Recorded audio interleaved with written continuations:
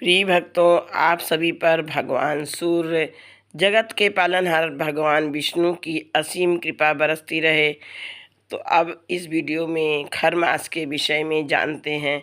खर मास 2024 का महीना प्रारंभ हो गया है। 15 दिसंबर से हो रहा है खर मास का प्रारंभ। खर मास का प्रारंभ 15 दिसंबर से 10:19 पर रात में हो रहा है। खर मास का हिंदू धर्म में विशेष महत्व है। खर मास भगवान सूर्य देव को समर्पित है। इस मास में भगवान विष्णु की भी पूजा की जाती है। हिंदू पंचांग के अनुसार खर मास का महीना तब प्रारंभ होता है जब सूर्य देव बृहस्पति की राशि धनु या मीन में प्रवेश करते हैं। तो इस दिन रात 10:19 पर सूर्यदेव धनु राशि में गोचर करेंगे। उस समय से ही खर मास प्रारंभ हो जाएगा। ये अवधि जो सूर्य के धनु और मीन राशि में प्रवेश के दौरान आती है, जब सूर्य कमजोर स्थिति में होते हैं, जिससे शुभ कार्यों पर रोक लग जाती है। यह समय लगभग 30 दिनों का होता है और मुख्य रूप से धार्मिक साधना, पूजा, ध्यान और आत्म विश्लेषण के लिए उपयुक्त माना जाता है। यह मास वैदिक परंपराओं के अनुसार आत्मिक उन्नति का भी होता है और इस दौरान तप और जप बहुत अधिक किया जाता है। 15 दिसंबर 2024 की रात 9:56 से प्रारंभ होकर 14 जनवरी 2025 तक रहेगा खर मास। तो इस दौरान किन किन कार्यों को करना पड़ता है, ये देखते हैं। इस समय भगवान विष्णु और सूर्यदेव की विशेष पूजा करनी चाहिए। श्रीमद् भगवद गीता का पाठ, विष्णु सहस्त्र नाम का जप और सूर्यदेव के मंत्रों का उच्चारण लाभकारी होता है। तुलसी पूजन और दान का भी इस मास में बहुत अधिक महत्व है। तो इस मास में दान पुण्य करें। ये खर मास जो है विशेषकर लाभकारी है कि दान पुण्य करें।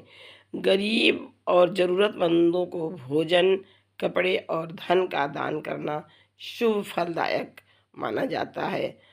अन्न, घी, गुड़, तिल और स्वर्ण जैसे वस्त्रों का दान करने से पुण्य प्राप्त होता है। यह मास साधना और व्रत का भी मास है। इस मास में उपवास और तपस्या करने से मनुष्यों के पापों का नाश होता है। ध्यान और योग द्वारा आत्मिक शांति पाई जा सकती है।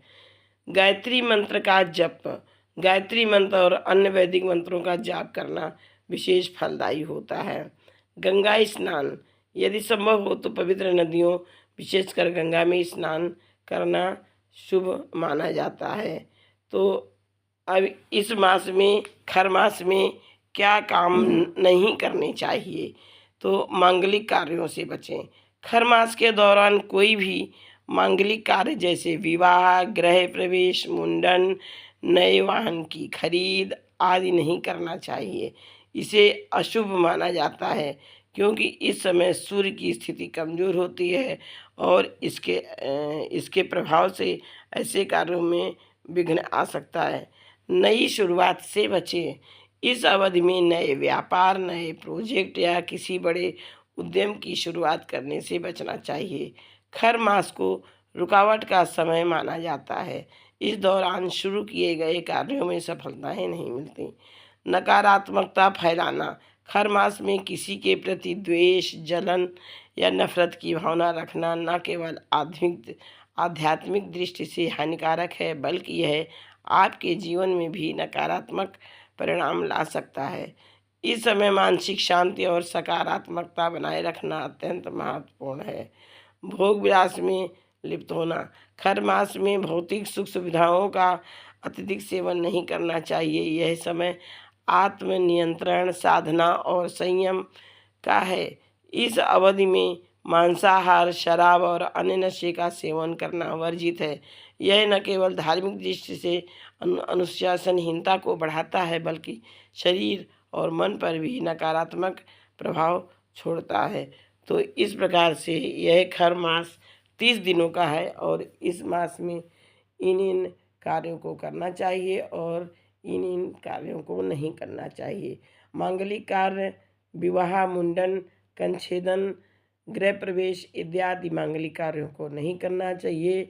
जप, तप, दान, पुण्य इत्यादि इत्यादि जो है ये अति शुभकारी कार्यों को करना चाहिए। इस प्रकार से यह खरमास 30 दिनों का है और इस 30 दिन में अगर हम कोई जप, अगर हमारे इष्ट देव हैं, अगर हम कोई जप करना चाहते हैं तो हम उस जप को उठाकर और उसका एक निश्चित समय के लिए, निश्चित अवधि के लिए जप कर सकते हैं।